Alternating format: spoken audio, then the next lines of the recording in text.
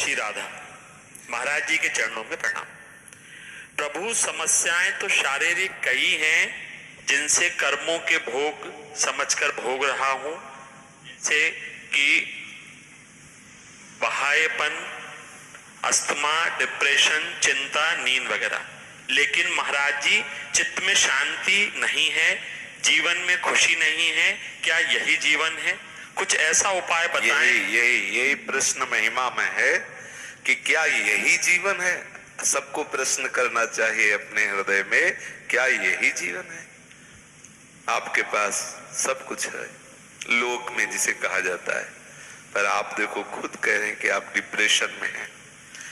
वो नहीं है जो होना चाहिए। अगर वो होता तो आज आप ये बात न कहते। हमें क्या चाहिए? कई बार चर्चा हुई है, पर बार बार चर्चा इसीलिए करते हैं कि एक बार बात समझ में ना आए तो बार बार कहने से समझ में आ जाती। आपके प्रश्न से आपकी मांग है शांति, और वो ऐसी शांति जो किसी भी स्थिति में विचलित ना हो, जिसे शाश्वत शांति, परम शांति कहते हैं। आपके मन में या सबके मन में मांग है सुख, ऐसा सुख जो किसी भी दुख से नष्ट ना हो, जिसे शाश्वत सुख कहते हैं। हमारी जो सुख और शांति की मांग है, जो कुशलता की मांग है, वो केवल प्रभु के चरणारविंद में जुड़ने से ही होगी, अन्यथा अन्य किसी से नहीं होगी। वो सब है आपके पास जो अन्य कहा जाता है। गोस्वामी जी ने बहुत विचार पूर्वक लिखा है। तब लगी कुशल न जीव कहूं, सपने हूं मन विश्राम, जब लगी भजत न राम कहूं, शोक धामु तज काम। शोकों का भवन है ये कामनाएं। कामनाओं का मूल है देहाभिमान, देहाभिमान का मूल है अज्ञान। इस अज्ञान की निवृत्ति होती विवेक से, विवेक प्राप्त होता है सत्संग से, सत्संग प्राप्त होता है भगवत कृपा से जो आपको प्राप्त है।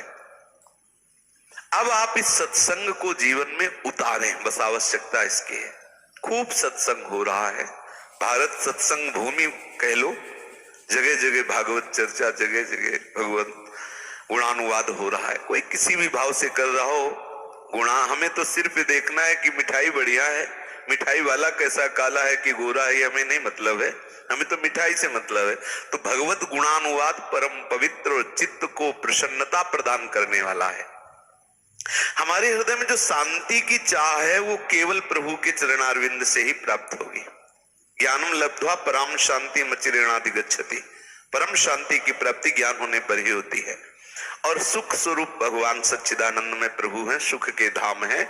यदि हमारा चित्त उनमें जुड़ जाए तो अभी आनंदित हो जाए। डिप्रेशन होता ही क्यों है? ये डिप्रेशन क्यों होता है? आप विचार करके, जो हमें चाहिए वो नहीं है, इसलिए डिप्रेशन होता है।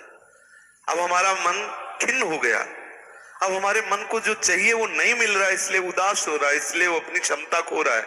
आध्यात्मिक बल की हीनता होने के कारण ये सब दोष उत्पन्न हो जाते हैं। यदि आप आध्यात्मिक बल का संचय करते तो इस अवस्था में आप मुस्कुराते होते। शरीर में कितना भी कष्ट हो, हमें तो लगता है कि जिसकी किडनी खराब हो उससे ज्यादा किसको कष्ट हो सकता है? आप विचार करके देखिए, किडनी गुर्दे ही खराब है तो क्या हो, मतलब इसके आपको तो ऐसा कोई भयानक है नहीं कि गुर्दे खराब है, फिर भी आप डिप्रेशन में। कमजोरी है आपके अंदर, भगवत भजन बल नहीं, बस इसकी कमजोरी है। आप नाम जप करिए, चाहे जैसे बने, जिह्वा को हिलाते रहिए, और आप देखिए कुछ दिनों में यदि आपके हृदय में शांति ना आने लगे तो कहना, पर असाधन ना होने पावे, अपराध ना बनने पावे। हम कहीं ना कहीं नामापराध, वैष्णवपराध, धामापराध, सेवापराध, इनकी तरफ दृष्टि नहीं रखते और अपराध कर बैठते हैं, जिससे नाम जपने पर भी हमें आनंद की अनुभूति नहीं होती। यदि हम निरापराध होकर के अपराध से बचने के लिए सत्संग है, सत्संग सुनोगे तो पता चल जाएगा कि शास्त्र विरुद्ध आचरण ही अपराध है। सत्संग में सब कुछ प्राप्त हो जाता है। अगर आप अपराध रहित होकर भजन करें तो निश्चित हृदय गदगद हो जाएगा। आज तक जितने भी संत हुए हैं सबने यही अनुभव किया कि कमी हमारी तरफ से, हमारे प्रभु की तरफ से नहीं। अपने लोग भी देख लीजिए, हमारी ऐसी ऐसी गलतियां हैं कि अगर उनका दंड दिया जाए तो हम किसी काबिल नहीं है। मतलब बहुत ही दंड मिलना चाहिए। अगर न्याय से देखा जाए तो हमारे हृदय में जो वासना है वो हमें दंड मिलना चाहिए, लेकिन हमारे प्रभु इतने कृपालु हैं कि दंड की जगह पुरस्कार करते हैं।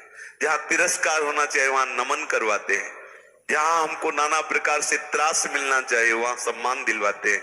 ये उनका दुलार नहीं तो और क्या है। हृदय की बात देखो, हृदय की, बाहर से पोजीशन अलग बात है, हम अपने हृदय की बात कह रहे हैं कि अगर आज तक भगवान की ऐसी कृपा है कि मशीन नहीं तैयार हुई, नहीं अगर वो हमारे छाती में लगा दी जाती फिर वो उसकी टीवी में सीने आती तो होता है कि भाई बाबा जी कैसा है।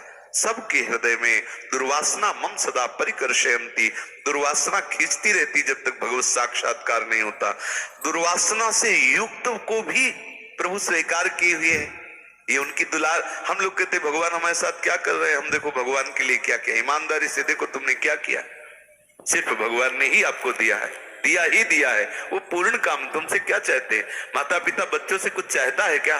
बोले फिर क्यों कहते हो भोग लगाओ, फिर क्यों कहते हो ऐसा करो। जब तुम अपने बच्चे को जाकर के कोई फल देते हो, मानो आपने 4 केले लिए और घर में जाके दिए, उनमें से 4 बच्चे हैं, चारों को एक एक दे दिया, 3 बच्चे स्वयं पाने लगे, चौथा आया और उस केले का छिलका उतार के आपके मुंह में लगा है, आपको कैसा लगेगा? आपका हृदय, यद्यपि आपके द्वारा ही उसके लिए दिया गया है,